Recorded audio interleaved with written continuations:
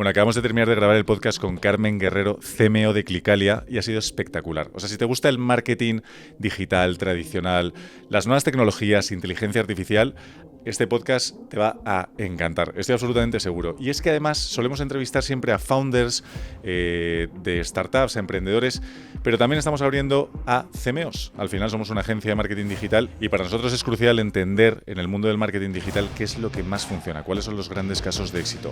En el caso de Clicalia es una scale-up de 570 trabajadores, acaban de levantar 400 millones de euros, por lo tanto son vanguardia. Así que nada, si te gusta, quédate y sobre todo deja en comentarios cuáles son las dudas, preguntas, lo que más te guste, interactúa, ¿vale? Porque vamos a responder a todo el mundo. Ya está, os dejo con el podcast, espero que lo disfrutéis.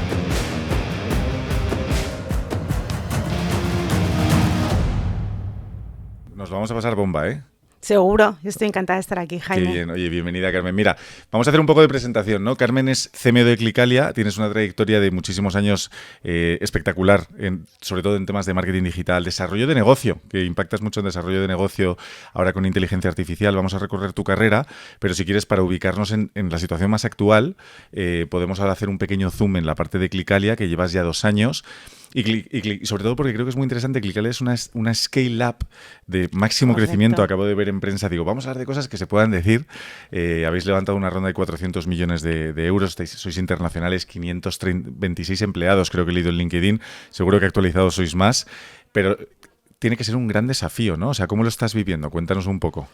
Lo es, Jaime. A ver, Clicalia es una PropTech. Vale. Porque todavía nos queda trabajo que hacer en marca, ¿vale? Y yo sé que seguramente no toda la audiencia la tiene eso ubicada, que es Clicalia, aunque ¿no? sea un bicho, ¿no? Vale. Aunque, como bien has dicho, es un bicho. Sí. Entonces nosotros, el propósito de Clicalia es muy ambicioso. Lo que queremos hacer es transformar el sector inmobiliario, con ingredientes muy digitales y muy tecnológicos. Para nosotros la tecnología es un enabler muy importante y queremos pues proporcionar la mejor experiencia de cliente al comprador, claro, a la persona que alquila una casa, a la persona que vende una casa, cosa que, como sabéis, es muy disruptiva porque no es la experiencia que ahora mismo pues estamos recibiendo los clientes del sector. Pues como a cualquier director de marketing, a mí me gustaría conseguir un cliente recurrente. Claro. Y esto no es sencillo, cuando lo que vendes es casas. Que son one shots, es puntual. Correcto. Claro. Entonces, en Clicalia estamos trabajando en esa dirección. A nivel de oferta comercial hemos sacado muchísimos servicios. Nosotros empezamos originalmente comprando y vendiendo casas. Es lo que tradicionalmente se conoce como flipping, ¿no? Que es un modelo importado de Estados Unidos, donde hay grandes players. Pero luego nos dimos cuenta de que para las personas, para nuestro comprador que buscaba una casa nueva, pues era muy interesante que nos remangáramos y nos metiéramos a reformar esos pisos que comprábamos. Claro, o sea, el flipping antes era sin aportar entre medias el valor que aportáis ahora, ¿no? Correcto. Vale, para que la gente lo sepa, lo de flipping, que es un término americano, ¿no? Así es. En resumen, y ahora nos lo explicas tú mejor seguro, es comprar, aportar valor de reformar, decorar y tal, y luego venderla, ¿no? Con ese valor. Vale, por un precio superior y tal. Correcto, que además es algo que demandaban los clientes. Las reformas, como todos sabemos, son, en fin, una lata, son muy complejas, te quitan mucho tiempo, mucha energía, etcétera. Entonces, y que te pueden quedar mal. Exactamente. Clicalia quiso entrar ahí y dar también ese valor al cliente. Y luego nos dimos cuenta pues que el cliente pues empezaba a demandarnos más cosas. Pues, por ejemplo, que nos hiciéramos caso de toda la parte de gestión hipotecaria. Y también lo incluimos en nuestro commercial offering. Vale. Comenzamos también a alquilar viviendas. No solo ya las vendemos. Hay clientes que a lo mejor no nos quieren vender la casa a nosotros y nos encargan la venta, y estamos haciendo brokerage, lo que es el servicio tradicional de inmobiliaria, y ayudándoles a vender su casa en el mercado. Lo mismo con la persona que quiere que le ayudemos a alquilar su casa, a encontrar un inquilino. Y esto es toda la pata B2C, donde hemos ido añadiendo, como te digo, cualquier servicio que pueda necesitar una persona a lo largo de su vida. Y ese sería un poco mi gran reto. O sea, a mí me encantaría poder entrar en la vida de una persona joven que está pensando en independizarse y alquilarle un piso. El día de mañana que su primera vivienda la compre con nosotros, que es una vivienda que además hemos reformado para renovar un poco el parque de viviendas que hay en los centros de las ciudades, que es que ahora mismo realmente falta oferta. Bueno, todos lo sabemos. Bueno, todos total. vemos Y en ciudades grandes como Madrid es imposible. Y Clicalia tiene un poco esta visión de economía circular, de decir, vamos a acercarnos a estas viviendas, vamos a reformarlas y vamos a volver a ponerlas en el mercado. Vale. Entonces, me encantaría participar en la vida de un cliente así, venderle su primera casa reformada a los 10 años si busca una segunda vivienda, poder ofrecérsela también. Vale. A los 20 años, si quiere actualizar la casa, que la reforme con nosotros y bueno, pues eso, un cliente. Y pues vamos a dejar vuestro link, ¿no? Y que la gente, en la descripción dejamos el link para la gente, porque mucha gente nos escucha, seguramente jóvenes o no tan, de todas las edades que nos escuchan, igual quieren recurrir a contactar con vosotros. ¿no? Dejamos el link en la descripción, ahí con Clicalia a tope. Claro, product placement, ¿no? Sí, product placement. Vale, y bueno, el B2C es un gran desafío, porque claro, el B2B, bueno, también lo es, ¿no? Pero llegar... Seguro que os tenéis que estrujar tanto la cabeza para llegar a tanta gente en tantos países de forma tan masiva, el B2C. ¿Qué cosas nos puedes contar de estas estrategias avanzadas? Pues mira, en Clicalia yo de las cosas que estoy más orgullosa es que, bueno, como todos sabéis, los marketplaces inmobiliarios son canales importantísimos para comercializar vivienda, aunque no existen en todos los países. O sea, por ejemplo, en algunos países iberoamericanos no existe este concepto de marketplace y la venta es más granular, utilizando canales habituales, los que todos conocemos, digitales. ¿En qué países, por ejemplo, no existe? Por ejemplo, en México no hay un idealista. En México no hay un Fotocasa, un idealista. ¿No hay? No hay. Ostras, pues hay algún emprendedor avispeado que vea la oportunidad, ¿no? Efectivamente, hay mercados que no pueden absorber a lo mejor determinados modelos de negocio, pero la situación actual es que es muy diferente a la que tenemos, por ejemplo, aquí en España, o la que tenemos en Portugal, o la que tenemos en Francia, ¿no? Que son otros mercados donde estamos. Entonces, tú sabes que a los de marketing eso de contar con un solo canal, y mando recuerdos aquí a la gente de Idealista y Fotocasa, que algunos son buenos amigos, no nos hace ninguna gracia, porque al final pues estás un poco hipotecado, ¿no? Total, además, nunca mejor dicho, ¿no? Sí, sí. Y nos aburre además, porque no podemos experimentar, jugar un poco con el mix. Pues una de las cosas que me propuse cuando llegué a Clicalia es centrarme en algo que a veces olvidamos mucho los directores de marketing, que es la distribución. Vale. Y buscar una alternativa viable a lo que son los marketplaces digitales habituales. La viabilidad no pasa por montar yo un marketplace. Clicalia tiene evidentemente sus propios marketplaces, pero bueno, con el stock de viviendas con el que nosotros contamos, que no son todas las del país, que son las que tiene Idealista. Claro. Y entonces cerramos un acuerdo hace ya más de un año con Movistar, tratando de ofrecer una experiencia muy diferente. O sea, yo un poco en mi cabeza lo que resonaba es las casas se llevan vendiendo igual desde hace 20 y tantos años. No ha habido una gran innovación en este sentido. No. Desde que Idealista está en nuestras vidas y son otro bicho y han llegado lejísimos haciendo cosas muy chulas, no ha habido una gran innovación. Y yo me preguntaba cómo sería visitar casas desde el sofá, en familia. Qué bueno. ¿No? O sea, ser un poco más cómodo, ¿no? Sí, en un mundo digital, ¿no? Nosotros además que tenemos un equipo de 30 personas que están haciendo experiencias 3D inmersivas porque están basadas en tecnología de videojuego. O sea, que no es ver fotos, ¿vale? Claro. No es o el típico vídeo cutre que no se ve bien. O sea, teníamos un formato que yo decía, ¿cómo hago? O sea, ese formato, esos renders 3D de experiencias interactivas los convertimos en vídeo y los utilizamos, ¿vale? Para Idealista y compañía. Claro. Pero me parecía poco recorrido para un contenido y un formato tan chulo. Claro. Y quería buscar un canal de distribución alternativo. Y entonces cerramos un acuerdo con Movistar. Estamos en su hub de Living Apps. Todos los vídeos de 3D que producimos y además... nuestros vídeos están subidos a las plataformas de comercialización, incluida Movistar, 2 días antes de que firmemos la escrituración de la compra de la casa. Qué pasada, esto no tenía ni idea, ¿eh? O sea, fijaros lo que corremos un poco con la preventa, ¿no? Claro. Importante. Y los subimos también a Movistar. Vale. Y lo hemos acompañado de otra cosa que creo que es bastante, o a mí me parece bastante... hablábamos antes de entrar en el podcast un poco de lo importante que es experimentar, al menos para mí, como sí, absolutamente. CMO, ¿no? Sí.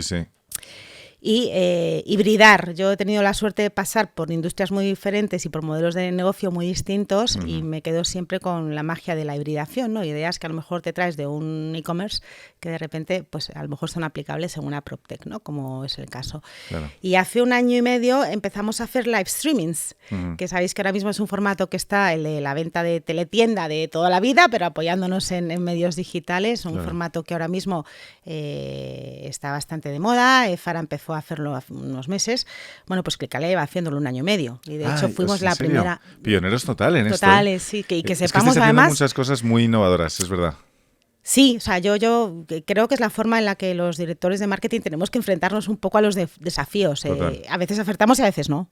Bueno, por eso es experimentación. Exacto, por eso es experimentación. Es que no son matemáticas, es decir, el marketing muchas veces el growth, la experimentación, los test A/B, claro, es que es un test, hay que probarlo, es que si no, pero hay que ser valiente, ¿no? Efectivamente. Claro, y ser valiente hay que empujar mucho en la empresa para que te hagan caso, porque todo hay un presupuesto detrás. Así es, pero también te digo que yo creo que en las scale-ups para este tipo de cosas se nos da mucha cancha. Sí. Al menos son founders que ya han sido ellos muy valientes, a lo mejor en una corporate, en una empresa más tradicional es más difícil, pero en el mundo startup, scale-up, normalmente esa aventura, ¿no? Ese experimentar, ese arriesgarse va un poco en el ADN de los fundadores. O sea, ese ADN de Pablo, de Alistair y tal, imagino que va de arriba a abajo, pero imagino que vosotros también lo insufláis, ¿no? Porque quiero decir, si luego vosotros no inyectáis ese ADN innovador, sois más conformistas, pues al final las cosas no ocurren, ¿no? ¿Cómo te preocupas tú? ¿Cómo haces tú en tu día a día, que es absorbente, Carmen, que todos lo sabemos, para realmente seguir empujando hacia la innovación y no conformarse? Oye, una cosa, me habéis preguntado a mí personalmente, oye Jaime, ¿dónde inviertes tu dinero o qué haces? ¿No? Pues vamos a ver. Lo primero, la situación ahora es un poco complicada porque los bancos no te dan ningún tipo de interés, ¿no? O sea, ganas muy poquito, tienes el dinero congelado en el banco y además la inflación no para de subir.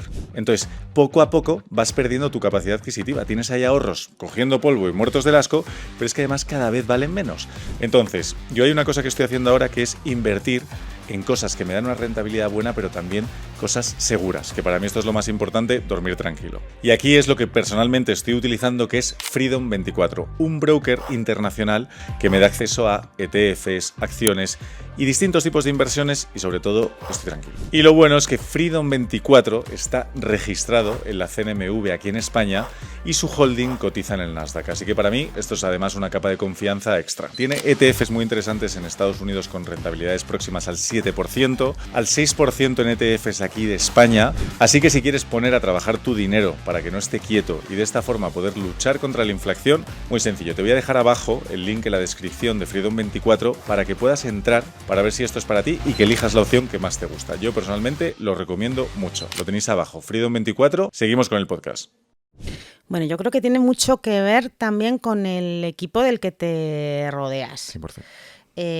Yo en mi caso, aquí en Clicalia en general, he intentado tener perfiles muy digitales, con experiencia en diferentes sectores, pero también está rodeada de, yo lo llamo insiders, ¿no? Es un palabrejo más de estos americanos que utilizamos la gente de marketing, pero gente que nos gusta, es verdad que nos gusta, no vamos a engañar.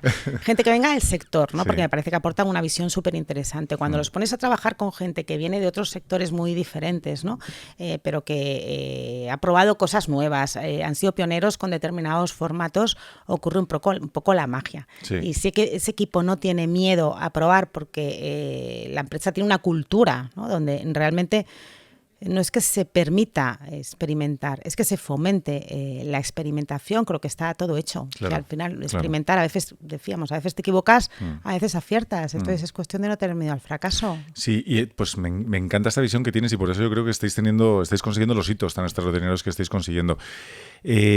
Dame tu opinión, porque yo te cuento, es frustrante a veces, ¿no? Porque en marketing, te lo he dicho, tanto para MediaPower como que somos una agencia como para nuestros clientes, a veces hemos probado cosas que hemos dicho, esto va a ser un bombazo, pero vamos, que lo vamos a petar absolutamente seguro. Y no lo hemos petado. Y a veces todo lo contrario, con un esfuerzo muy pequeño, sin darle importancia, cero expectativas, hemos hecho algo y hemos dicho, y de repente empieza a coger un recorrido espectacular. ¿Eso te ha pasado a veces? Sí. ¿Sí, no? Infinidad de veces. Infinidad de veces. ¿Y cómo se gestiona? Pero claro, cuando te sale así, que parece un churro y te sale algo espectacular es muy fácil, pero ¿cómo se gestiona mucho esfuerzo y presupuesto y luego no? Bueno, esfuerzo seguro. Presupuesto normalmente el justo. Lo que pienso es que en experimentación el presupuesto tiene que ser contenido y desde luego no es lo más importante. Claro. Lo más importante es definir una hipótesis que vas a confirmar o no. Unos objetivos, un impacto de esa hipótesis en negocio, qué aguja mueve y cómo lo vas a medir. Claro. Sobre todo la medición, ¿eh? Exactamente. Obsesión por Luego, la medición. si el resultado está bien medido, pero no es positivo, ese experimento es un éxito. Bien. Porque tú no has validado la hipótesis. Me flipa esta visión, ¿eh? Es un tema de... Pero es cierto, ¿no? Sí. Y tiene mucho que ver también, pues mira, si quieres hasta con emprender, ¿no? Vale. Todos los emprendedores lo dicen, los fracasos son al final el camino hacia el éxito, ¿no? Sí. Pues la experimentación es un poco exactamente lo mismo. Me encanta. Entonces, ¿cómo lo vives? Por el siguiente. Claro. Hombre, claro. Por el siguiente experimento. Total. Por ejemplo, cosas que puedas decir, sin entrar en detalles o confidencialidades que no. Pero os va muy bien, sois un caso de éxito, insisto, y vamos a cerrar el capítulo Clicale aquí porque quiero de verdad recorrer tu trayectoria profesional, que es brutal. ¿Qué estrategias estáis utilizando y qué canales de adquisición estáis utilizando de marketing digital a día de hoy que os funcionen bien? Cosas que puedas contar. Pues mira, también es bastante disruptivo, al menos en mi experiencia anterior. Sí. Porque lo que estamos haciendo es apalancándonos en una estrategia de contenido. Vale. Los americanos lo llaman content as a product. Yes. Contenido como producto. Entonces estamos apostando, ya que tenemos plataformas como Movistar y todos los canales digitales, por hacer un ejercicio transmedia. Tenemos una productora in-house. Yo creo que esto cada vez va a pasar más. Vamos a ser más las marcas y anunciantes que contemos con una productora in-house, igual que lo estén haciendo las agencias, ¿no? Claro. Que aquí estamos Claro. haciendo el podcast y estamos utilizando el contenido para viajar, para llegar lejos, para hacer awareness, para posicionarnos, para intentar estar en el top of mind de las personas cuando necesiten uno de los servicios que ofrecemos. Entonces, la mayoría de nuestra inversión, más allá de lo que es los listings, evidentemente, en los marketplaces, está ayudando a viajar al contenido en plataformas digitales que todos conocemos, aparte de toda la tele que hemos comentado antes, ¿no? Y de los OTTs y demás, pues básicamente en Meta, redes sociales, YouTube también. O sea, contenido todo, largo, corto, YouTube el largo también. lo hacéis pildoritas, lo distribuís por Correcto, redes. y lo hacemos el ejercicio transmedia, o sea, Claro, reaprovechamos contenido, le damos diferentes pases, editamos, cortamos, volvemos a editar, postproducimos y le damos una larga vida, o sea, porque ya te digo, o sea, no son, son producciones que llevan sus recursos, Claro. en tiempo, en personas y en dinero, ¿no? Claro. Entonces, quizás eso es lo más diferencial que estamos haciendo respecto a otras experiencias anteriores. Por lo demás, tengo la suerte de que como en Clicalia tenemos muchísimos verticales, pues estamos captando en todas las plataformas que existen. Yo, por ejemplo, nunca había captado clientes en Pinterest. Anda, mira, te justo Mira, te iba a preguntar por nunca me Pinterest. había enfrentado, había tenido un producto, ¿no? Sí. Y para Clicalia Studio, que es nuestro vertical de reformas a terceros, Qué pasada. pues Pinterest es un filón. Tiene todo el sentido, ¿eh? Pero no es trivial, es decir, no es tan intuitivo decir, no, obviamente estamos en Pinterest. No, es una decisión que hay que tomar, ¿no? Exacto. ¿Cuándo nace esta decisión? ¿Hace cuánto tiempo? En el caso de Clicalia Studio, prácticamente desde el principio. Vale, o sea, teníamos clarísimo que los experimentos también hay que priorizarlos. Claro. Y bueno, uno tiene también su olfato. Luego puede funcionar o no. Claro. Pero tratándose de reformas, Instagram y Pinterest serán apuestas seguras, ¿no? Claro. Para abrir un poco la veda de la experimentación. Y funcionaron. O sea, que tenéis una estrategia muy 360, ¿no? Hacéis ads en todas las plataformas, Correcto. Meta, Insta, YouTube, Pinterest, LinkedIn veo que también publicáis, sois muy activos. Imagino que SEO, CRO, o sea, full funnel, ¿no? Correcto. 360. Y también estamos tocando la pata offline, de la que yo soy muy fan. Y la pata offline. Y la pata offline de la que vamos a hablar ahora porque Me encantó cuando, bueno, tuvimos una videollamada para tampoco preparar mucho el podcast porque no es que lo hayamos preparado. Estamos improvisando todo para que la gente sepa la realidad y no. Pero sí que es verdad que tuve una charla contigo de 15 minutos, un café virtual, ¿no? Que me encantó. De hecho, había un compi aquí con la antena puesta de fondo escuchando y dice, ¿quién es? Digo, Carmen de Gilguera. Y me dice, es brutal lo que acaba de decir. No, porque fuiste un poco a contracorriente, porque claro, estamos obsesionados con el online y lo digital. Obvio, pesa mucho, claro que sí. Pero dijiste, pero no nos podemos olvidar del 360, de la parte offline, ¿no? De la comunicación más tradicional. ¿Cuál es tu visión sobre esto? Porque me parece que no todo el mundo la tiene y es que es lo que te hace tener la potencia total, ¿no? Estoy de acuerdo. Pues mira, yo soy un perfil con orígenes digitales. O sea, claro. yo empecé a trabajar en marketing digital, no empecé a trabajar en marketing tradicional, y eso que tengo ya unos cuantos años, ¿no? Y además soy súper fan del medio, ¿no? Claro. Entonces yo venía más del SEO, claro, de SEM, mis orígenes. Claro. Pero luego rápidamente me fui encontrando retos que yo tuve la oportunidad de vivir unos cuantos años antes de que se convirtieran en el pan nuestro de cada día, que es lo que está ocurriendo ahora. Y me pasó, por ejemplo, en Tienda Animal. Tienda Animal, que era una startup, un e-commerce enorme, de los primeros que hubo en el país. Y de los primeros que lo ultrapetaron. Efectivamente, sí. Del vertical de mascotas. Sí. Era una empresa bootstrapeada. O sea, era una empresa cuando yo llegué no tenía inversores detrás, ni fondos, ni ninguna de estas cosas. Y era una empresa que no tenía presupuesto de marketing. O sea, era una empresa que ha llegado hasta ahí. Esto se podía hacer entonces gracias al SEO. Cuando tú tienes un catálogo de 11.000 productos, que era el caso, 11.000 productos para animales, que se dice pronto. En aquellos años, que estamos hablando, pues yo creo que ellos empezaron, no sé si fue en el 2006, 2007. ¿En qué estaba construida la web? ¿Te acuerdas en qué CMS?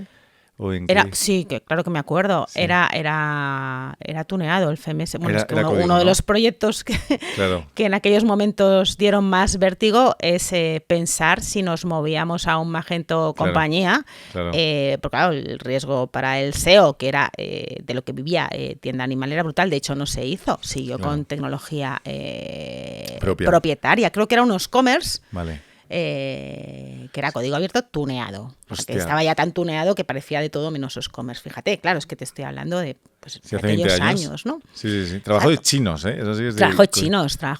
Un trabajo muy divertido. Para que luego nos digan hoy en día que los de marketing no sabemos de producto digital. Cuando empezamos los de marketing digital, lo que no existía era el paid. Claro. Existía todo lo demás. Es curioso. Pero bueno, ¿qué me encontré yo en Tienda Animal? Para seguir creciendo a doble dígito, que era el punto en el que estábamos, resulta que Internet se nos había quedado pequeño. Estaba empezando a entrar Fooplus, que eran los grandes de la vertical, los alemanes. Han estado años fuera del mercado español, estaban empezando a entrar con Paid, con SEM. Nosotros no invertíamos en SEM, pero teníamos posicionadas pues todas las fichas de producto y pues yo te diría que el 90% del tráfico era orgánico. 90%. Era una barbaridad. Vale. Era una auténtica barbaridad. Sí, entonces, ¿cómo creces tú? Claro, esa fue la pregunta que yo me hice. Sí. Llega un momento en el que cuando tienes esa cantidad de tráfico SEO, solo puede ir a menos. Esto es lógico, ¿eh? O sea, esto es algo que la gente no entiende. Muchos fondos de inversión no entienden. Cuando compran una compañía, la compran por ese tráfico orgánico, pensando que puedes escalarla y que el tráfico orgánico va a seguir pesando un 90% en tu mix de tráfico. Y esto no es así. Claro que no. Cuando llega un momento en el que tocas techo y todo va al revés, ¿no? Y que si no lo sigues trabajando, se cae. Es exacto, ¿no? Y que además entra la competencia y entra por arriba porque ellos se tienen que gastar el dinero y demás. Entonces, bueno, el número era que básicamente 1 de cada 3 familias en este país tenía mascota. 1 de cada 3. 1 de cada 3 familias por entonces, te hablo año 2013, 2014. Vale. Muy pocos estaban comprando en Internet. No ya los dueños de mascotas, no tanta gente estaba comprando en Internet en el año 2013. Claro. Entonces, nuestro trozo de tarta digital solo podía quedarse igual o ir a menos. Si llegaba un Fooplus gastándose un montón de dinero en search. Vale. Con lo cual había que salir al mundo offline. Al mundo offline. Entonces, eso que ahora le está pasando a muchísima gente, Porque si es que si no, claro, nosotros íbamos a entrar ahí con SEM a hacernos pupa. Claro. A canibalizarnos nuestro tráfico SEO y no tenía ningún sentido. Decidimos hacer televisión.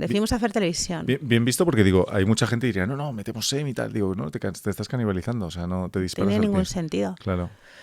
Y de paso, buscabas ya crear marca, ¿no? Claro. Y buscabas, cuando tú eres el líder de la categoría, una de tus principales misiones es hacer crecer la categoría por ti y tus competidores. Liderarla. Y eres tú el que tiene el poder de hacer crecer la tarta. Claro. Bueno, Y el offline, cuéntame. Hicimos cosas. Televisión. Vale. Y en el momento que 2006, estamos 2006, ¿no? Esto fue fue cuando se fundó Tienda Animal, pero la tele la hicimos creo en el 2013. Para que te hagas una idea, empresas digitales que hubieran hecho televisión por entonces había 2. Rastreator, que no sé si recordáis. Estuvo aquí la founder y nos lo contó. Lo de Rastreator fue un pelotazo. Sí. Fueron los primeros. Sí. Y los otros que estaban haciendo televisión antes. Elena es la founder de Rastreator, estuvo aquí conmigo. Es una crack. Sí. Sí, no me acuerdo de su apellido, es difícil de pronunciar. Elena, dímelo, chívamelo, Sebas. Yo tampoco me acuerdo de su apellido, pero es una crack y una referente. Es una súper referente. Además, muy inteligente, muy natural, es una tía guay. Y habla todo el mundo bien de ella. O sea, porque es una persona que ha salido en varias conversaciones con gente del sector y creo que es una referente para muchos. Sí. Pues los otros eran la Nevera Roja. La Nevera Roja tiene un acuerdo de Media for Equity con, creo que era en aquel momento, con Mediaset. Estuve grabando con él también. Estuviste grabando con ellos. Y luego fue Tienda Animal. Y fue una experiencia chulísima. Me faltabas tú, Carmen, ¿has visto? Me faltabas tú para completar el 360 de televisión ¿no? De televisión de los primeros e-commerce. Claro. Y bueno, yo creo que es una de las experiencias que recuerdo con más cariño. Salimos un domingo en Prime, que es como se suele hacer la tele. Subastamos la campaña entre Mediaset y A3 Media. Y pagamos el pato en el sentido que en el segundo pase de spot se nos cayó la web. No me fastidies. Sí.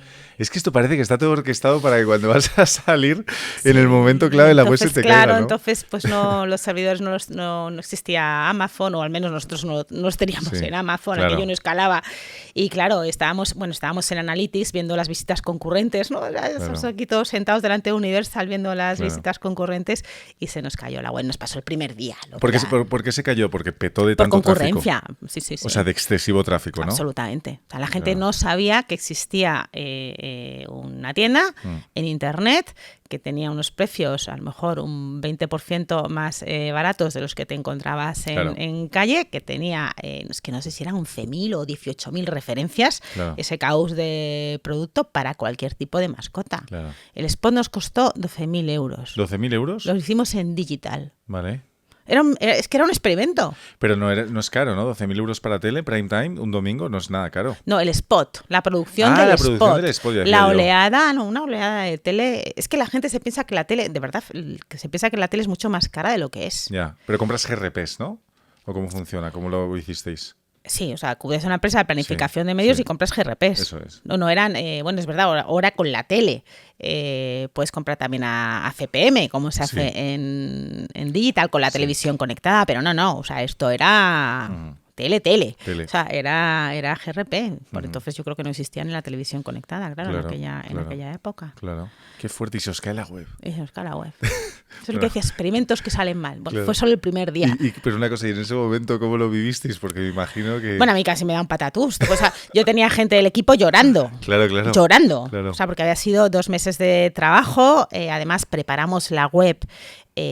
Bueno, si es que por aquel entonces no teníamos ni CRM. Creo que es que Tienda Animal era una empresa que yo entré en fase de growth, no en fase de scale-up, ¿no? Claro. Entonces tuvimos que desarrollar en tiempo récord, en 2 meses, un mini CRM, ¿no? Para poder hacer el nurturing de todos estos leads y fomentar la primera compra y demás.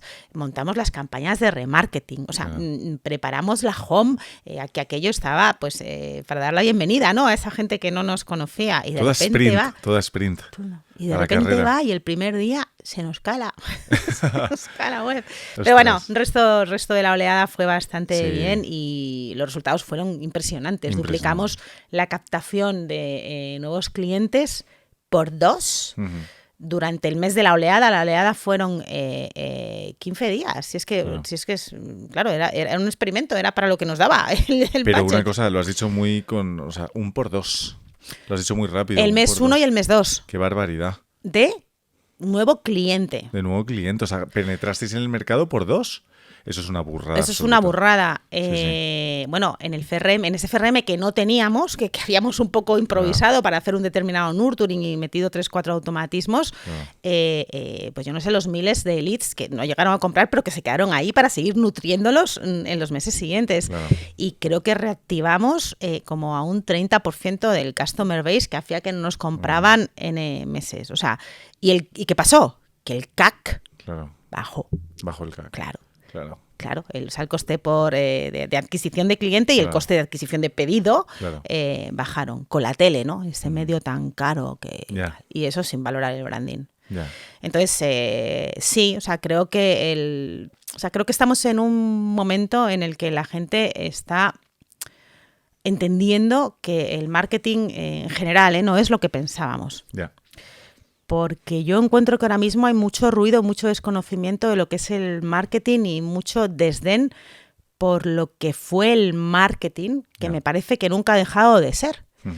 Pero nos enamoramos de lo digital, empezaron a aparecer nuevos modelos de negocio, el marketing se empezó un poco a denostar, de repente apareció la gente de producto, ¿no? Que parece que son los cool, los modelos de software as a service. Creo que eso es un error. Y creo que cuando tienes unos cuantos años, como tengo yo ya ves un poco las cosas con perspectiva, te das cuenta de la de veces que nos hemos equivocado todos, y un poco en la profesión y en el sector durante estos últimos 20 y tantos años, y quizás un poco motivados por lo rápido que están ocurriendo las cosas y las modas y el avance de la tecnología y las burbujas y los bluff y demás. Porque mira, ahora mismo es, no sé, leer cualquier newsletter de e-commerce, fíjate cómo están los costes, y es que ya no se puede pagar. Y ahora es cuando nos estamos acordando de que hay vida, ¿no? Más allá de Google digital y de Meta, ¿no? Claro, me mola mucho esta visión que tienes, Carmen, mucho. Vale, vamos a intentar aterrizarla a consejos prácticos de lo que sería una estrategia acertada a día de hoy 360, no solo digital, sino también tradicional, y de branding y de awareness y tal, que funcionaría pues para un e-commerce. ¿Lo hacemos? O venga, medio caso práctico improvisado. Sí, no, en general, si quieres, o sea, luego al final aquí no hay fórmulas, ¿no? Claro. Y todo se basa en experimentación y no vamos a dar la fórmula secreta aquí de la Coca-Cola, pero yo creo que en general hay cosas que no se deben olvidar y que nos tienen que acompañar, ¿no? La primera, lo hemos hablado antes, es ese mindset, esa filosofía o esa cultura de aquí estamos para experimentar. Vale. Y ese es el trabajo de los directores de marketing y de los grandes profesionales del crecimiento. Entender dónde están las palancas que van a hacer que tu negocio pase de 0 a 100. Sí. Sin prejuicios. Solo sabes que no sabes nada, ¿no? Buena premisa. Este es un poco algo fundamental para mí en una estrategia de marketing. Segundo, trabajar el funnel desde el principio end-to-end. Y eso significa que la marca y el awareness cuentan. Y marca y awareness se puede hacer de muchas maneras. Y a través de muchos canales y de muchos soportes. Pero lo primero que tienes que hacer es construir la marca. Vale. Si no tienes una plataforma de marca y no tienes claro cuál es tu propósito, qué experiencia de cliente quieres entregar, las famosas misión y visión que a veces se pasan muy por encima y que de verdad, que es que este es el famoso why, ¿no? Claro. Que decía Simon Sinek. O sea, las compañías que llegan lejos son las compañías que saben por qué hacen las cosas. No lo que venden y cómo lo venden, sino por qué se levantan por la mañana y van a trabajar, ¿no? Para mí eso es la esencia al final de la marca. Eso es una North Star, o sea, eso es una estrella. Eso es algo que... Y ahora os cuento una anécdota que me encantó ir el otro día a Joaquín Cuenca, director de en esta línea. Entonces, experimentación. estrategia full funnel y marca. Importantísimo. Medir. Y algo que creo que está muy infravalorado y que va a ser lo que marque la diferencia en los próximos años, que son las estrategias de contenido. Y en ese sentido, no todo vale. Una estrategia de contenido no es tener un community manager y publicar 3 veces en Instagram a la semana y hacer un post para el SEO y tal. Una estrategia de contenido tiene que beber de la marca y tienes que pensarla en su máximo esplendor. En el sentido de ser muy ambicioso, hacerla transmedia y, ¿por qué no?, llegar un poco a la decisión de montar dentro una productora y buscar realmente llegar, entretener. Yo, o sea, en Clicalia, por ejemplo, ahora estamos buscando entretener. ¿Qué hace Clicalia? ¿Por qué busca Clicalia entretener? Bueno, creo que es algo que está dentro de nuestro ADN, ¿no? Claro. Entonces, combinar, por supuesto, on y off, ya te digo, ser muy agnósticos del canal y del formato, porque el mix va a salir un poco de la experimentación. Y mira, hay otro ingrediente que, igual que he hablado de experimentación y data y tal, que creo que, bueno, los marketingianos tenemos un poco que tener, y es la intuición. Creo que lo que ha pasado en los últimos años muchas veces es que los árboles no dejan ver el bosque, ¿no? Y ha habido mucha gente que los árboles le han impedido ver el bosque. Nos hemos obnubilado con digital, se puede medir, y conversión, y no da problemas, ¿no?, cuando se lo cuentas al CEO, porque tienes un número, no tienes que defender cómo se mide la marca, que suma el corto plazo versus el medio o largo plazo y tal. Y creo que mucha gente se ha perdido un poco el bosque. En la sociedad en la que vivimos, los puntos de contacto con los clientes son absolutamente omnicanal. Hay muchísimo ruido, cada vez tenemos menos oportunidades, y las marcas tienen que estar y tienen que transmitir y tienen que sumar. ¿No? Más allá de cuando te refieres a hacer un plan de contenidos ambicioso y valiente y que beba, te refieres a que beba de este why de Simon que estás hablando, ¿no? Que beba un poco el territorio de comunicación de la marca y que lo refuerce. Y que me refería también con ser ambicioso. Los contenidos convierten, se pueden medir y, bueno, pues ¿qué te voy a contar aquí? Estamos aquí, claro, haciendo contenido. Haciendo contenido, claro, ¿no? Claro, que contraten a Media Power la gente. Exactamente, estamos aquí haciendo contenido. No, sí. O sea, esto es un hecho, ¿eh? Sí, es un hecho. Bueno, igual que lo vuestro que dices de entretener, dices que hacemos entreteniendo a la gente, ¿no? No, es que tiene un sentido, construye. Claro que tiene un sentido, claro, construye. Claro. Bueno, el famoso engagement, o sea, si no entretienes, el engagement no se da. No existe. Entonces, y una cosa, para no olvidarnos, la parte de off que has dicho, ¿te parece que pongamos ejemplos de cosas off que pueden funcionar a día de hoy, que a ti te parezca que pueden funcionar bien? Uy, un montón. Bueno, pues todas, desde las más clásicas, como por ejemplo los eventos. Sí. Y mira, voy a utilizar una palabra, la experiencia. Vale. ¿Qué hay más off? Se pueden tener experiencias digitales, ¿vale? Pero la experiencia en todo su esplendor suelen ser experiencias físicas, suelen ser experiencias offline. Y estamos un poco en la economía de la experiencia, donde sabemos lo que diferencia un poco a las marcas y tal, es entregar esas experiencias diferenciales a los clientes. Total. Entonces, todo el tema de eventos, de crear comunidad, por ejemplo. O sea, hay grandes del marketing como Philip Kotler, que está el famoso Philip Kotler, ¿no?, que es el autor de la Biblia marketingiana, un gran desconocido, por desgracia, para los marketeros de hoy en día, y él ya lo dijo todo. O sea, Philip Kotler ha llegado a hablar de experimentación. En una época casi predigital. Lo que pasa es que antes era cara. Claro, no es igual de fácil experimentar y medir el mundo digital que hacerlo un poco antes, ¿no? Claro. Y él está un poco ya en este punto, ¿no?, de las marcas deben aportar a la comunidad. Y aportar a la comunidad es a través de responsabilidad social corporativa, a través de cualquier tipo de eventos, etcétera. La radio, ¿no? O sea, si al final, si os dais cuenta, cada X tiempo nos dicen la tele ha muerto, la radio ha muerto, el SEO ha muerto. Pero no es verdad. Claro. Por el camino no ha muerto nada, ¿no? Entonces, se va adaptando un poco todo, ¿no? Pero ejemplos de off, o sea, la parte de eventos me gusta mucho, crear comunidad, engagement y tal, pero luego cosas más tangibles que fáciles de visualizar es, oye, paradas de autobús, MUPIs, OPIs, cartelería, vallas en un estadio de fútbol. Por ejemplo, correcto. O sea, ¿no? Una lona en Callao. Bueno, mira, las lonas de Netflix, que a mí esto me parece que tenemos un poco en Madrid en Puerta del Sol, que yo estoy siempre esperando un poco la siguiente, ¿no? Sí, sí. Ya tienen, por supuesto, o sea, yo por ejemplo, Out of Home me gusta muchísimo y mira que es caro, porque también Out of Home es bastante las lonas caro. Son caras. En general, ¿no? Out of Home me da igual, el mupi, la valla, la lona, pero es un acompañamiento fantástico para un ejercicio, por ejemplo, de televisión o de radio. Sí. Hay empresas que tienen toda su estrategia basada en exterior. O sea, el circuito de Kia de vallas por toda España, yo creo que estas cosas a veces no somos conscientes, ¿no?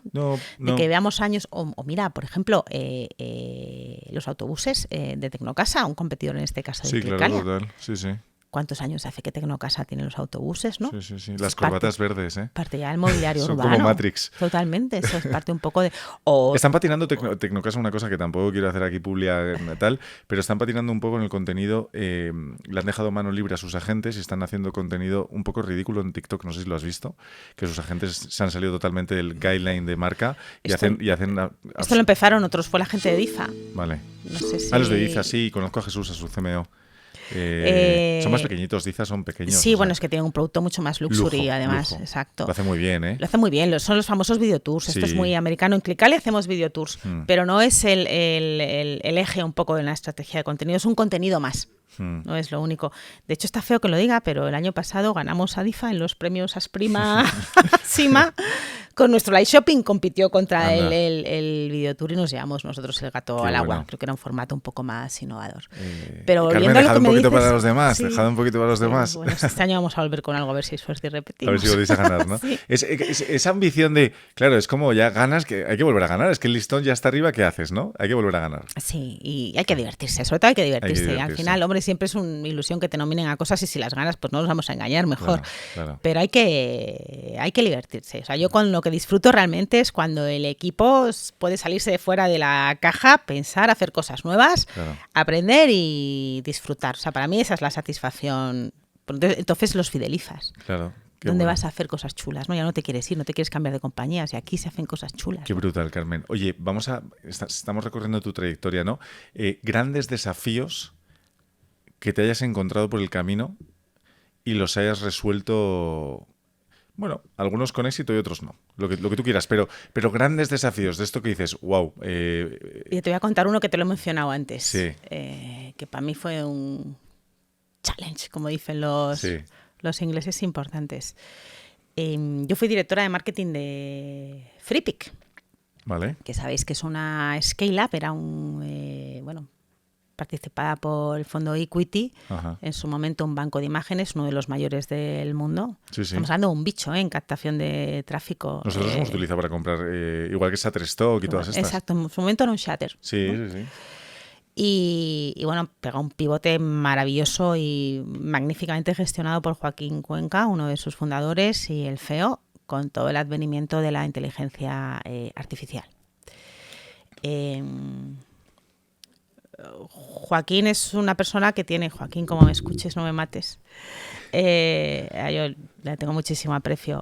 Su background es tecnológico, ¿vale? Claro. Y es una persona pues de data, de tecnología, una persona muy racional. Hablar con él de temas como la marca, para mí fue un reto constante durante el tiempo que estuve con ellos. Y dejé FreePic con la sensación de no haber conseguido transmitirle lo que podía hacer la marca por una compañía. Que era un chino con un alemán hablando, ¿no? Más o menos. Más o menos. Y mira, si te soy franca, además las conversaciones, cuando parecía que nos entendíamos más, era, porque además esto conoció en época de COVID, y yo estaba en Madrid, ellos estaban en Málaga, o nos veíamos poco, es las pocas veces que nos veíamos y salíamos el equipo a tomarnos una copa y sintonizábamos un poco más, ¿no? Entre el chino, como dices tú, y el alemán. ¿No?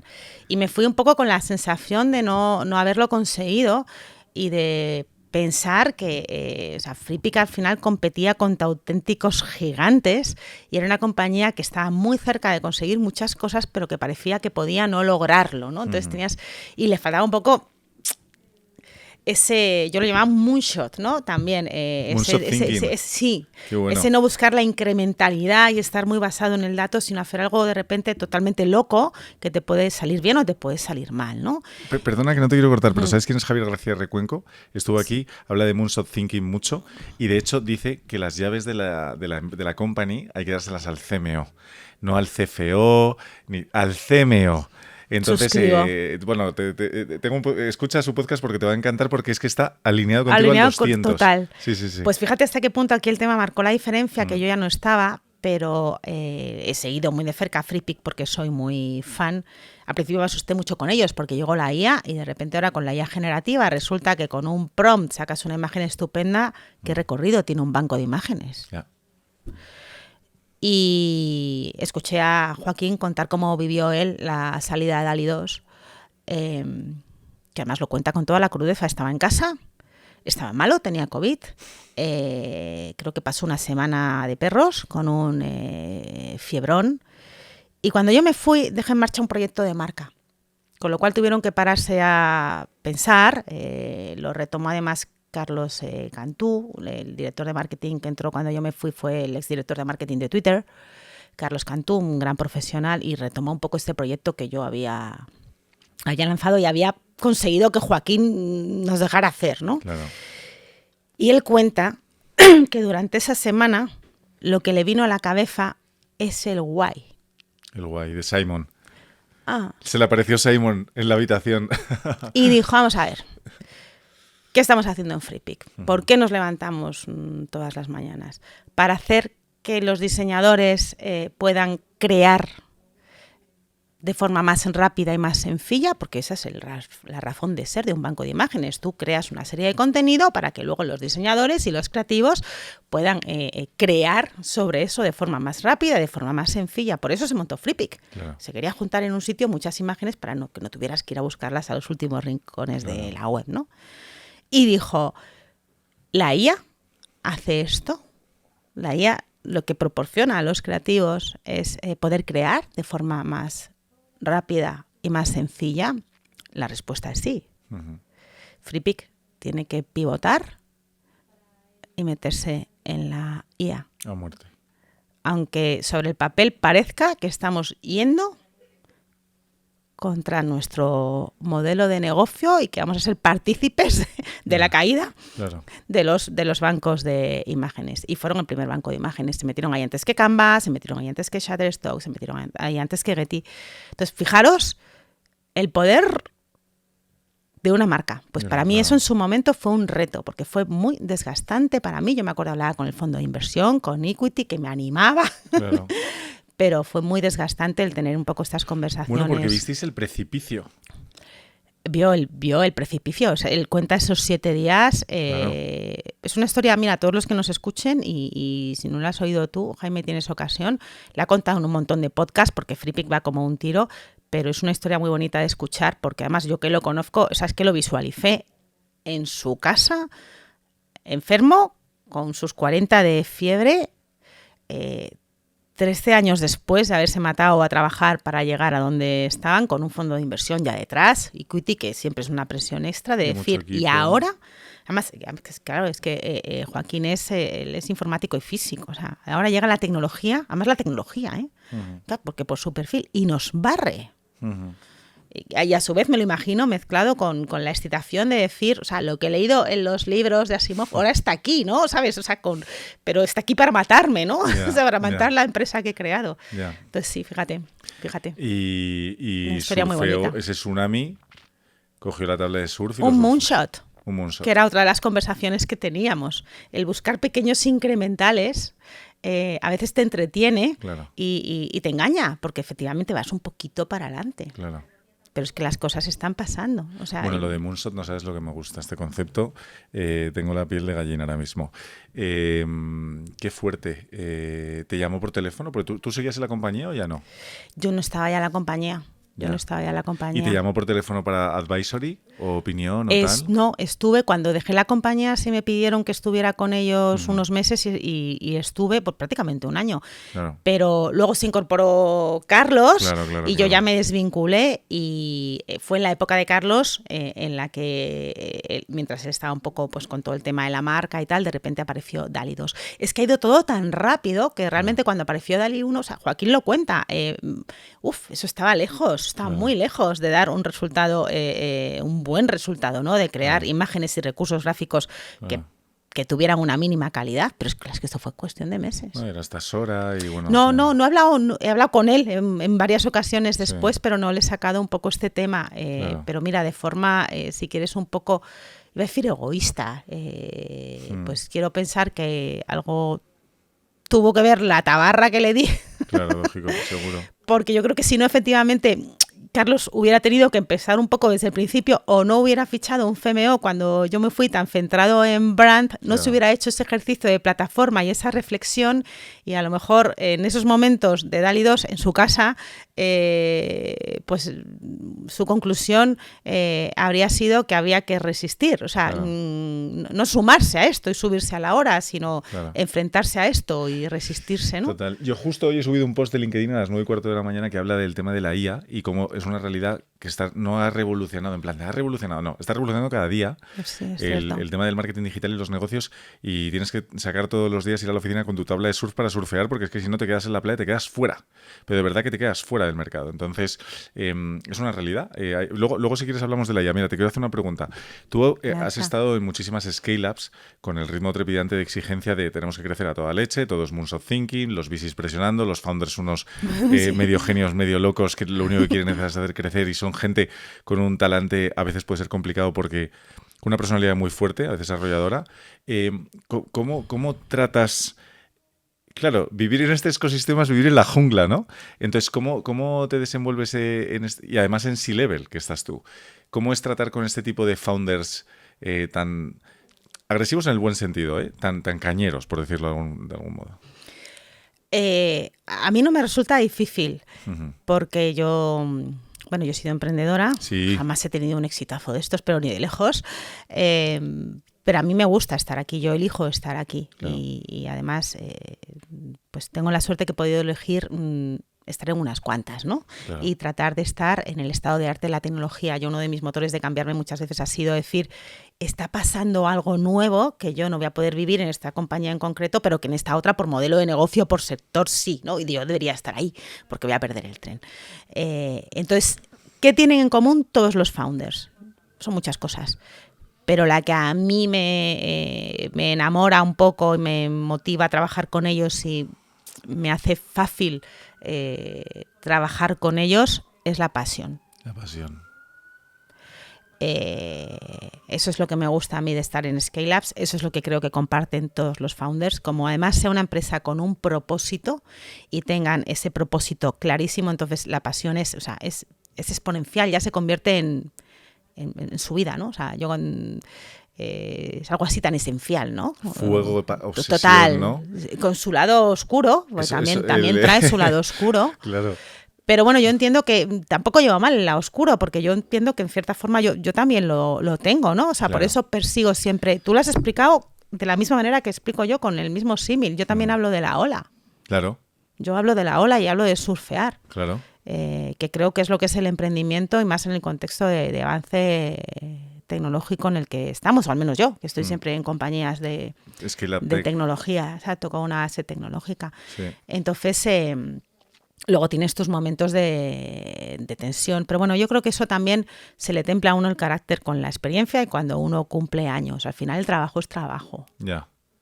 Ya, pero cuidado, vamos a debatir aquí. Aquí no sé si estoy de acuerdo contigo tanto, a ver si llegamos a algún punto. Porque el trabajo es trabajo, ¿qué quiere decir? Pero si es que estamos ahí más de la mitad del día y de la semana, ¿no? De lunes a viernes, de 8 a... Depende si es scale-up de 8 a 8, de 8 a 6, pero de 9 a 6. pero el trabajo es trabajo. Yo el trabajo no lo veo como un trabajo, para mí es también parte de mi vida. No disocio. Sí, pero fíjate. ¿Has visto la serie esta tan divertida de Apple que disocian de trabajo y vida? Y vi el primer capítulo, me dio pavor, ¿Locurón? ¿Sabes? Paranoia total, y no seguí. Por eso que es más un todo, ¿no? Y sobre todo gente como tú, que lo vive con pasión y con ilusión y tal. Yo no salgo de la oficina y soy otra persona, es que yo estoy todo el rato siendo lo mismo. Totalmente. Mira, además, yo no tengo hijos. Vale. O sea, que parece una tontería, pero bueno, cuando uno, según sus circunstancias, pues Yo hay parcelas de su vida que como tiene menos, necesariamente le tienen que llenar más, ¿vale? Claro. Y estoy de acuerdo con lo que dices. Lo que me refiero cuando digo que el trabajo no es... Mira, yo en un trabajo tengo que divertirme. Y en el momento que dejo de divertirme... Red flag. Red flag. Total. E intento buscarme otra diversión. Fíjate si para mí es importante en ese sentido y es principal, ¿no? O nuclear en mi vida. Pero en el contexto del estrés, o si un emprendimiento no sale bien o una aventura no sale bien, el trabajo es trabajo. Ahí sí que ¿Sabes lo que te quiero decir? Y ya está, y no pasa nada. Claro. Hay pocas cosas en esta vida que no tienen remedio, y posiblemente un fracaso laboral, yo creo que no es una de ellas. No, y fracasos laborales tenemos todos los días. Exactamente. Todos los días van cosas mal. Y frustraciones y demás. Ahí es donde creo que uno se templa. Claro. Es un poco pues mira, la mentalidad que hablábamos también antes de la experimentación, pero si es que no todo tiene que salir bien. Claro. La cuestión es no parar, ¿no? Hombre, es que si todo saliese bien, querría decir que hay una fórmula secreta, y si hubiese una receta, todo el mundo la seguiría y no habría mercado y no habría competencia y no podrías liderar nada porque todo el mundo lo sabría. Y no habría innovación, entonces no nos divertiríamos y esto sería un escándalo. Y todos nos vamos ya a la cárcel, ¿no? Exacto. Qué bueno. Vale, estás contando cómo es trabajar con este tipo de gente. Bueno, gente muy cañera, muy obsesiva, pero tú también lo eres, entonces encajáis bien, ¿no? Y las conversaciones desafiantes de tal, ¿cómo son, no? Muy normales. Muy normales, ¿no? Muy normales. Vale. Las conversaciones desafiantes... Bueno, yo siempre digo que, o sea, para mí el sentido común es una de las grandes cualidades o skills que tiene que tener un director de marketing, y cuando dicen eso de que es el menos común de los sentidos, estoy totalmente de acuerdo. Las conversaciones sobre los moonshots y los disparos a la luna deben poder salir en el contexto de una comida o de 5 minutos de pasillo. Donde sea. Vale. Oye, ¿no has pensado que...? Te decía antes también que para mí es muy importante la intuición, ¿no? Sí. Que para mí es una especie de... pues de business intelligence que tenemos todos en la cabeza. Yo creo muchísimo en la intuición para la toma de decisiones. Es una forma de conocimiento, de hecho. Sí. Pues esas son las cosas las preocupaciones, exacto, la intuición. Sí. Creo que son las cosas que deben propiciar conversaciones que a veces son de donde salen las ideas un poco más locas, ¿no? El y por qué no. ¿Cómo te inspiras tú? Es decir, tienes un perrito, ¿no? Sí. Paseando el domingo por la montaña al perro, en cualquier momento, o sea, buscas esos momentos de inspiración, ¿no? Normalmente me ocurre más fuera del trabajo. Sí. No necesariamente en un momento de quietud, ¿no? Claro. No, fíjate, yo creo que soy más pop en ese sentido, o sea, es más un poco la cultura y la cultura popular, ¿no? De pelis, o sea, no sé, es más en... Claro. Conmigo misma, pero no necesariamente en un momento de retiro, sino en... Sí, puedes estar en la cocina preparándote una receta de lo que sea. Con la cabeza, claro. Y sí, lo tienes aquí un poco de fondo, ¿no? A veces el trabajo, lo que dices, lo tienes de fondo, y sí. Claro, el easy. A mí me gusta, por ejemplo, mucho, bueno, haciendo deporte o caminando, ¿te gusta? Se me ocurren cosas. Bueno, quiero decir, como a todo el mundo, ¿no? Que no es nada especial, pero especialmente en ese momento de oxigenación del cerebro fuera de tal... se ocurren más cosas. Y es lo que te decía, es más en oxigenación, en mi caso, del cerebro que del cuerpo. Total. O sea, en mi caso es que puede pasarme viendo delante de una serie a la que a lo mejor no esté prestando determinada atención, pero en un momento diga una chispilla que digas... Vale.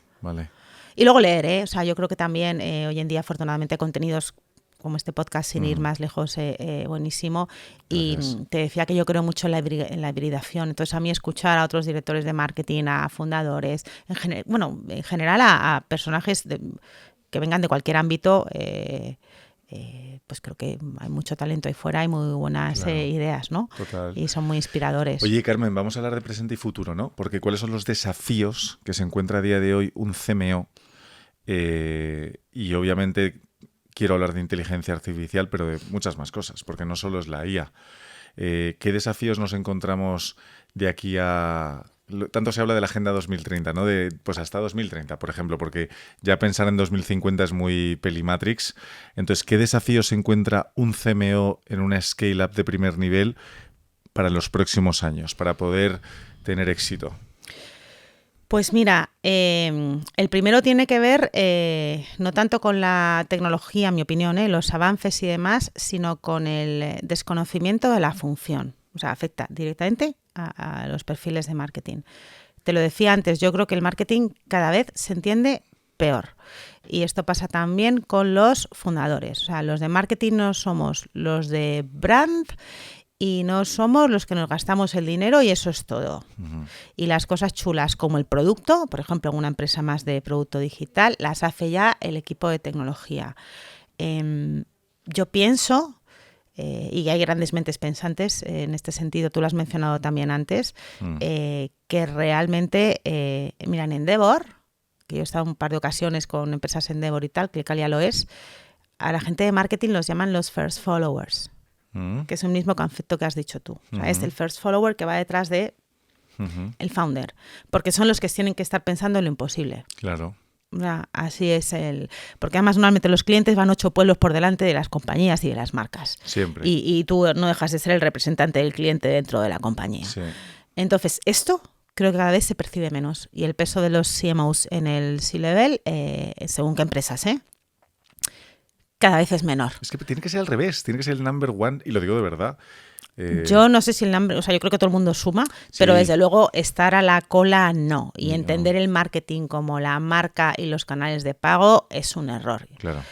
Y todo lo que está pasando con toda esta nueva profesión un poco de, bueno, nueva, que es de toda la vida, de producto, pero que en determinados modelos de negocio hay un enfrentamiento claro entre la gente de producto y la gente de marketing, y ahora viene todo el tema de growth, ¿no? Y parece que es una nueva profesión que yo siempre digo, pues no veas los CEOs, lo van a pasar fatal, porque van a tener que tener el Chief Marketing Officer, el Chief Product Officer, el Chief Growth Officer, el de Finance, el de no sé qué, pero bueno, eso no es growth vida, es ¿no? un nuevo nombre que se le ha puesto a algo que lleva existiendo toda la vida, no es nada innovador, yo creo. En mi opinión, el growth, y colaboro mucho y quiero mucho a los grandes profesionales de growth de este país, que muchos están en Product Hackers. Sí. El growth para mí es good marketing y good product. Sí, sí.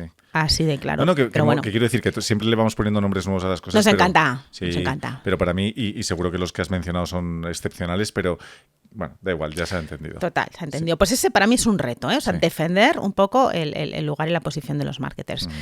Y intentar que no se caigan de los comités de dirección, porque creo que realmente es donde tienen que estar y donde pueden sumar.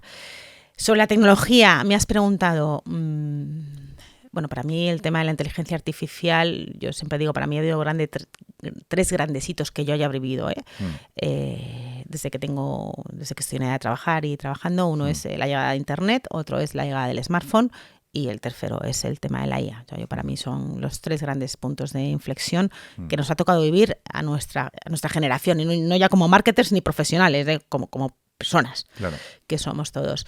Para mí la IA ahora mismo tiene evidentemente mucho de realidad, y empresas como FreePic y otras muchísimas en ámbitos muy distintos lo están demostrando, pero tiene muchísimo de hype. Sí. Y me parece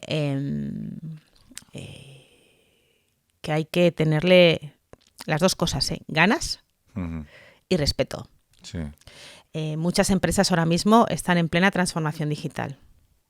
Las cosas tienen que ocurrir en un determinado orden. O sea, el advenimiento de la IA posiblemente significa que tienes que ir todavía más rápido de lo que ibas.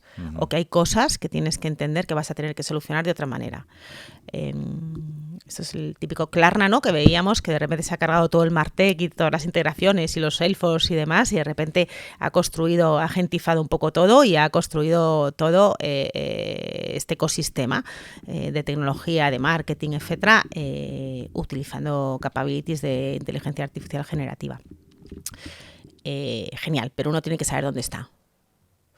Entonces creo que hay que mirarlo con muchas ganas y empezar ya es tarde, o sea, seguramente ayer, a dar los primeros pasos, pero con mucho respeto. Claro. Porque al final, normalmente, gran disrupción, gran burbuja. Siempre. Y blockchain, cripto, lo mismo. Mira cuántas Mira. claro, mira la funcionalidad de... Mira. Sí, sí. Y yo me acuerdo, por ejemplo, y la anda que no la ha habido antes, y toda la parte de realidad virtual, bueno, mira, y esto, mira a Metaverso. nuestro amigo Mark, Sí, mira donde, metaverso. y se lleva años hablando de realidad virtual. Y yo tuve oportunidad de colaborar en una empresa de inteligencia artificial en el año 2017, que esta es la famosa curva de adopción de la innovación, y nos cogimos los mocos, Ya. porque no está preparado. Entonces, estas cosas... mucho cuidado, porque detrás de las empresas hay clientes y hay cosas con las que no está muy bien experimentar, pero hay cosas con las que no te puedes equivocar. Se me están ocurriendo ahora mismo un bombardeo de ideas, que cosas que quiero preguntarte y no quiero que se me olviden. La próxima vez voy a venir con boli y papel, porque si no... Pero vale, vamos guay. Entonces, esa es la segunda cosa que creo que es un poco lo que está por venir, ¿no? Efectivamente, la IA desde el punto de vista tecnológico, incluso una aceleración superior. Y no quiero ser pájaro de mal agüero, pero vaticino pues un parón y un par de pasos atrás si ocurre lo mismo que ha ocurrido con otras grandes disrupciones. O sea, que se y pincha con la otras... burbuja y que se queden los que realmente aportan valor, ¿no? Los sólidos. Correcto. Sí, seguro. Y se pare un poco, bueno, y el hype baje y se demonife, que también pasará a la tecnología, porque esto ha pasado. O sea, yo me acuerdo, yo cuando viví la burbuja de Internet en los años 2000, se demonizó completamente el canal. Internet. Absolutamente. Ya, o sea, bueno, pasamos del amor al odio en nada, claro. y de repente fue cuando empezó a aparecer el móvil. Ya. Esto yo lo he vivido, ¿verdad? De los politonos, de los Nokia y tal, dejó como siguiente, ¿no? Siguiente hype, ¿no? Esto que nos gusta. Y todo aquello acabó con la llegada un poco del smartphone. Sí, sí, conozco al que fue fundador de los politonos en España, que creó un boom. ¿Cómo se llama? Sí, Ernesto Segres. Ernesto Segres, que estaba ¿cómo se llama? Porque había 3 empresas, estaba Buongiorno My Alert, estaba Media Fusión, que yo tuve mucha... No, la otra... Joder, pero y la otra, sí me acuerdo. Movilisto. Movilisto era la otra, Movilisto. Que era de Gonzalo de la Cierva. Sí, con Gonzalo de la Cierva, que fue mi profe de publicidad en la carrera, tengo que decir, venía de Telecinco. Qué bueno, Gonzalo, pues fíjate, y le estuve, porque hace 3 semanas en un cumpleaños coincidí con él y yo como soy muy curioso y emprendedor y tal, le pregunté 1000 cosas y me estuvo contando la historia de escalado, venta y... Fue una pasada esa brutal. época, coincidió con el tema de los mensajes cortos, no sé si os acordáis, de Antena 3 y de los programas estos del corazón que participabas. El Descárgate la canción de David Bisbal. O el Descárgate el tal. Y bulería. Y te ibas de ahí, yo me acuerdo de esa tecnología, te ibas a casa y un viernes y el sábado habías facturado con el programa de Jaime Cantifano y el 343 de Antena 3, pero cientos de miles de euros. Qué loco. Oye, Carmen, tema de talento, ¿no? Porque, claro, siendo CMO, el tema de talento es crucial. Entonces, ¿tú cómo buscas talento y cómo lo lideras? ¿Cómo eres como líder? Me interesan esas dos cosas. Sí. ¿Cómo busco talento? Bueno, a mí, y no sé si esto creo que no tiene que ver con ser CMO, sino con mi manera de ser. Yo creo en la gente buena gente. O sea, para mí es súper importante que la gente que esté en mi equipo sean buenas personas, porque luego vienen temporadas de una carga de trabajo brutal. A mí me gusta que busco crear sinergias dentro de los equipos, a que la gente sumen, que los perfiles se complementen, que se hagan crecer un poco unos a otros, y para eso creo que hay que ser buena gente, ¿no? Porque creo que en el caso de los equipos el todo es más grande que la suma de las partes. Entonces busco sobre todo eso. A nivel de habilidades un poco más duras, como se dice ahora, creo que todo esto se puede aprender. Me gusta la gente en la que veo una trayectoria inquieta. Y esto lo identifico, me resulta fácil identificarlo, lo que estoy buscando directamente sobre el papel y los currículums, porque se lee un storytelling a veces, ¿no? Cuando has leído muchos currículums aprendes a leer como una especie de storytelling. A veces no te hace falta la entrevista más allá de para tratar de entender si es buena gente, aparte de gente buena, y de contarle un poco el proyecto que tienes en mente, a ver cómo lees un poco su comunicación verbal y no verbal, ¿no? Si le entusiasma, si le apasiona, si se ve, etcétera. Por lo demás, pues tengo una serie de escuelas de referencia. A mí alguien que haya pasado, por ejemplo, y voy a hacer aquí product placement de los demás, de Product Hackers, donde soy profe. ¿Ah, sí? No, sí? Anda, qué bueno. Sí, de Growth Muy Marketing son muy cracks. Corti y compañía y Luis son muy cracks. Para mí es una garantía.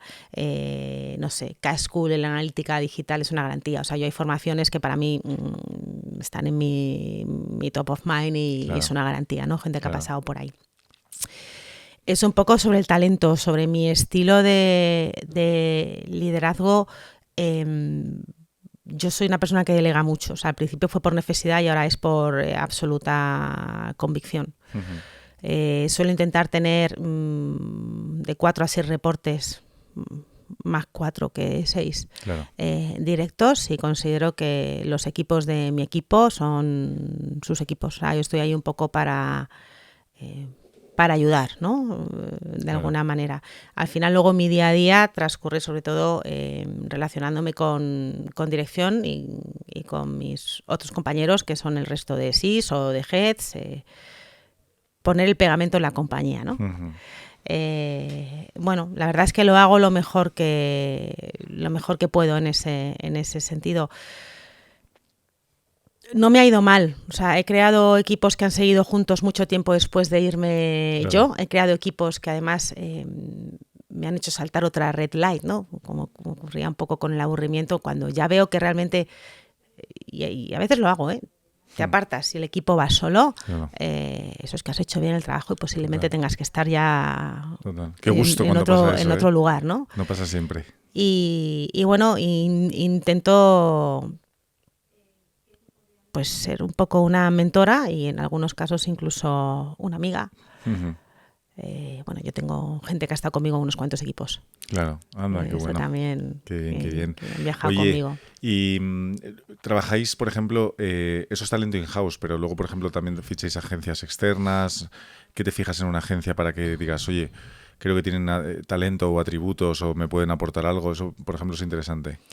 Pues mira, en la parte más, como yo he estado en empresas muy digital, normalmente todo lo que es la parte más de performance la he montado in-house, ¿vale? ¿Por qué? Porque aunque hay agencias pues apañadísimas, ¿no? Que realmente se meten en tu negocio, pues la agilidad, obviamente, que tienes con un equipo interno o la capacidad de profundizar que tienes con un equipo interno es muy difícil de replicar fuera, ¿no? Hay otras cosas para las que considero que realmente tienes que acudir fuera. O sea, es que depende mucho del servicio. O sea, para mí, por ejemplo, un ejercicio de brand o un ejercicio publicitario, y he tenido la suerte de tener publicistas y creativos maravillosos en mi equipo, es algo que necesitas una óptica externa, porque tú internamente estás necesariamente contaminado. Claro. Entonces, depende. Por ejemplo, una agencia de growth, tipo la gente de Product Hackers, aquí normalmente es más fácil tenerlo fuera, aunque es una relación que en mi opinión dura menos en el tiempo. ¿Por qué tenerlo fuera? Pues porque es muy difícil que normalmente hayas podido construir dentro un equipo de growth. Total. Tú puedes tener una persona que sea un crack en toda la parte de experimentación, pero un buen equipo de growth, pues hay de en torno a 5, 6, 7 profesionales con diferentes perfiles y skills. Y además los equipos de growth muchas veces están para ayudarte a pensar en los moonshots sin salirte del día a día y del business. Que el día a día luego es verdad que nos absorbe y nos pone las estas de burro, exacto, ¿no? Entonces, y no podemos mola ver que haya alguien de fuera que no tenga que ocuparse de los fuegos que tienes tú diariamente y tal. Eso es, por ejemplo, sí que creo que hay que tenerlo fuera. Pero también es verdad que creo que también eso dura un tiempo, que esta vez es una relación más larga a lo mejor con una agencia de... mira, yo creo que las relaciones más largas y duraderas, y tampoco son para siempre, como todo en esta vida, porque yo también he tenido agencia, y como persona que ha tenido agencia te puedo decir que también llega el momento en el que te quieres quitar a los clientes de encima y quieres con cariño, o sea, has cubierto etapa quieres una nueva etapa. Pero quizás donde la relación creo que tiene más sentido que dure más es con la agencia de marca. Es muy difícil sintonizar y que te entiendan y que compartan el ADN. Esto no es algo tan fácil, ¿no? Esa magia no ocurre siempre. Y cuando tienes... Yo esto lo viví, yo fui general manager de Lowy y Bueno, no voy a descubrirle a nadie nada, sí hablo y muy bien de señora Rushmore, pero yo me acuerdo que Lowy en aquel momento pues, estaba en la competencia con Pepephone, era fiera, estábamos además empezando a ganar la partida, cada vez teníamos un papel más importante dentro de Vodafone porque éramos los que estábamos creciendo y mucho. Yo tenía un follón, además ayer era General Manager, con lo cual tenía el follón de todos, o sea, el follón de tecnología también era mío, de operaciones era mío, en fin, tenía todos los follones. Qué bueno, no sabía que había sido GM. Sí, de Lowy. Me gusta más el marketing que la dirección general. Luego volví a lo mío y lo hago mejor. Pero en aquel momento me acuerdo que le decía a la gente de señora Rushmore, a César García, digo, mira César, digo, si no te presto atención, digo, tú no me lo tengas en cuenta, pero es que sois la menor de mis preocupaciones. Claro, tengo tantos problemas, ¿no? Sois la menor de mis preocupaciones. Y eso la gente lo puede interpretar como, está pasando de mí, la relación es mala, voy a perder el cliente, ¿no? Confío en vosotros. Claro. O sea, sé que hemos hecho ya juntos muchas campañas, habéis construido junto con Vodafone y bueno, y Alberto Galasso, que ahora está más móvil, y toda la gente que estuvo detrás de Lowy y de su nacimiento, habéis construido, la criatura es vuestra, sois padres de la criatura y su ADN, la conoces casi mejor que yo, que llega más tarde. Entonces, otro gigante, Lowy, Carmen, has estado en todos. Sí, Lowy fue divertidísimo. Sí. Otra compañía con un propósito, que es lo que te decía. Ahí no había fundador, había fundadores, pero con un propósito brutal. Qué bonito es trabajar en compañías así. Con propósito. Había un guay clarísimo, ¿no? ¿Cuál era el guay?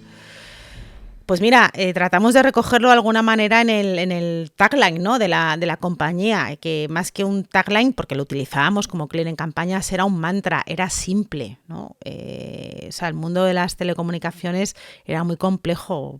Pepephone se ancló en sus principios, Lowy tenía muchos principios, el cliente actual siempre iba por delante del cliente potencial. Esto se dice muy fácil y en telco esto era lo nunca visto. Ya. Esto lo hemos vivido todos. Cuando se ha potenciado dar un beneficio al cliente que ya está en la compañía versus a la alta nueva que te descuentan, acordaros, la no permanencia, no sé qué.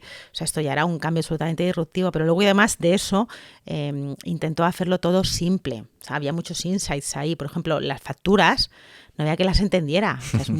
No llegan a ser las del gas, pero en fin, las facturas de telco en su momento eran muy complicadas de entender.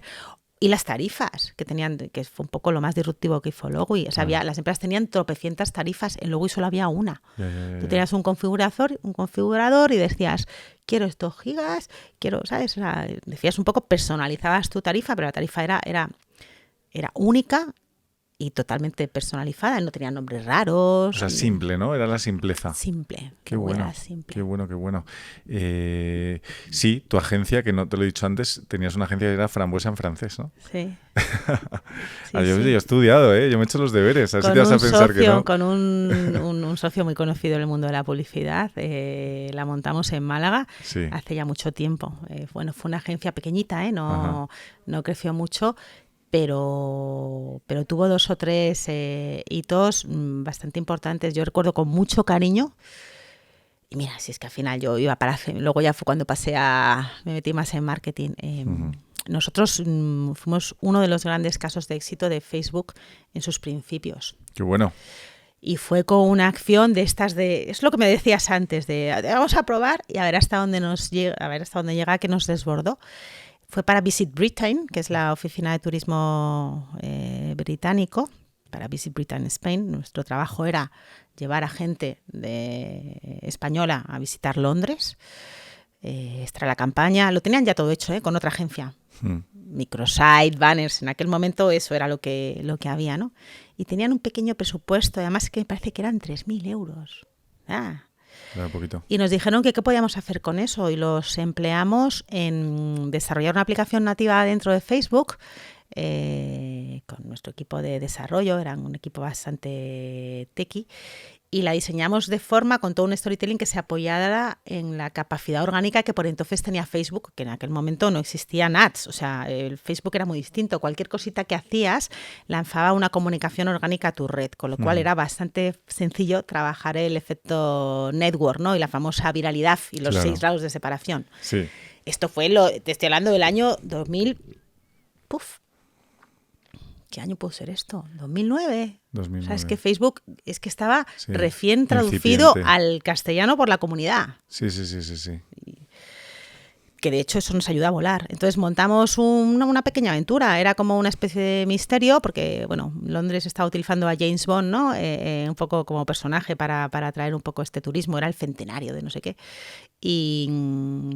Y montamos un pequeño juego de misterio y tal, que la gente tenía que involucrar a sus amigos para resolverlo y se convertían todos en agentes y demás. Qué bueno. Pues esos La 3.000 gamificación. euros en un mes consiguieron, ayudados por que apenas había cosas en castellano en aquel momento, cruzaron el charco, salieron de España y consiguieron 100.000 registros de email. 100.000 registros de email. ¿Qué te Que eso parece? trasladado a negocio, una bomba. Bueno, y la pena es que los tuvimos que tirar porque más del 60% era Latinoamérica. Ujú. Y que nosotros estamos trabajando Claro. para Visit Britain, Claro, España. Ya. Sí, pero fíjate el retorno Fíjate, infinito. total, exacto, Meta nos llamaron y Ujú. metieron esto tenía una especie de, pues no sé cómo le llamaban, un whitebook, me parece que lo llamaban, casos de donde éxito tenían los y- casos de éxito. Qué bueno. Y eso lo recuerdo con mucho cariño, esa etapa. Qué fuerte. Oye, Carmen, estamos llegando al final de la entrevista. Me ha flipado, me está encantando, de verdad. Igual. Creo que podría durar 3 horas, pero en YouTube más o menos lo tenemos medio unos 60 minutos para que funcione y tal. Para cerrar, ¿cuáles son tus desafíos de este próximo año, ¿no? ¿Qué cosas tienes ahí de retos, ilusiones, tal? Pues mira, a nivel personal pero profesional, Sí. hace 2 años que no me hago ningún curso, me toca. Ujú. La temática, no hace falta que te la diga. Sí, ya, ¿no? Sería. Todavía estoy pensando dónde. Claro. Así que estaré muy pendiente si la gente que nos escucha quiere dejar Oye, ¿te escriban por LinkedIn? recomendaciones, que me escriban, Vale. porque estoy pensando dónde, y no hay tanta gente que de momento haya hecho formación en Ponemos esto. tu LinkedIn abajo en la descripción, ¿vale? Sí, Si te parece genial, bien. y que escribidme la y gente me recomendáis, que te estoy- conecte y luego te escriba. Que no sea muy exigente en tiempos, o sea, que sea un buen curso, pero no muy exigente en tiempos. Y eso es un poco ahora mismo con lo que estoy. Y luego, bueno, estoy bastante empeñada en intentar seguir ampliando mi nuevo canal de distribución para Clicalia, y quiero ver, y estamos en ello, a ver si engancho a otra telco, además de Movistar, para poder seguir vendiendo pisos Pues desde el sofá. este trocito de podcast lo hacemos un clip. Eso. Esa píldora se la enviamos a todas las telcos que quieras. Que quiera. Y a ver si caen, ¿no? Estoy hablando con alguna, pero me encantaría, me encantaría que un poco ya, y no ya como Clicalia, o sea, que el sector, y no os enfadéis, Idealista y Fotocasa, insisto, pues bueno, Claro. pues buscar nuevas formas. Ya nos toca. Qué bueno, qué bueno. Oye, Carmen, la bomba, muchísimas gracias. A ti, Jaime, ha sido un placer. Ha sido un gusto tenerte aquí. Oye, tienes una carrera, bueno, tienes un carrerón y tienes muchos desafíos por delante que van a requerir esa pasión que tanto hablas, ¿no? Y que sea así, que no nos falte. Muchas gracias. Muchas gracias a ti, Jaime. Genial.